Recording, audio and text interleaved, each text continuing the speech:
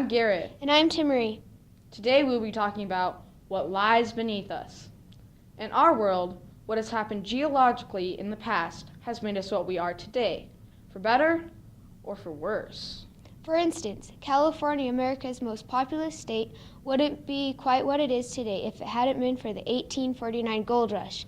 New York wouldn't have the high glistening skyscrapers if it wasn't for the bedrock below that anchors them. The same thing with a large amount of oil in Texas. But our focus today won't be on gold, bedrock, or oil, but the pitch black coal of Wyoming and Montana. We're going to take you back in time 60 million years ago. Really? Yes, and it's not too far away. Would you believe that these hills were once a lush, marshy forest? All I see is a bunch of sagebrush and a lot of dry land. Yes, but let's take a closer look. This is a petrified tree that was once a tall, brilliant metasequoia. It is just one of thousands that grew in the area during the Eocene period. The Eocene what? The Eocene period was when Wyoming's vegetation and climate was much like the Okefenokee Swamp in Georgia. So why isn't Wyoming still marshy, wet, and subtropical? And what does a petrified tree have to do with coal? I'm getting to that.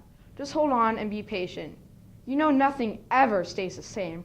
Earth is changing constantly due to the plate tectonics. About 70 million years ago, they were really rocking and rolling, and where once a flat plain was, emerged the Bighorn Mountains. Mind you, it was a very long process that took several million years.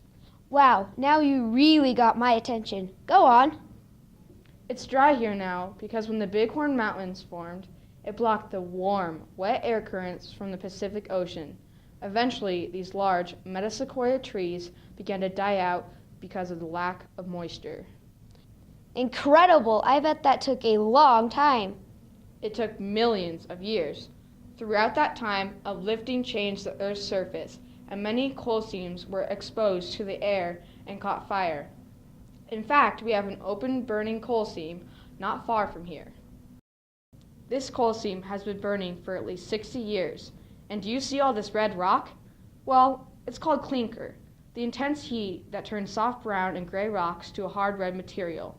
All the red you see in the hillsides around Sheridan are an indication there were lots of coal seams that have burned out. Once, this area was a very busy little city with hundreds of European immigrants making a living in the underground coal mines. However, by the late 1940s, the underground coal mines ceased to exist and the people all began to move away. So did they use up all the coal in this area? No, not at all. Although there are no underground coal mines, we have several open surface coal mines in this area that produce a lot of coal. I'd like to introduce the former manager of Decker Coal Mine, Mark Kenley. How much coal does Wyoming, Montana have left in years' time?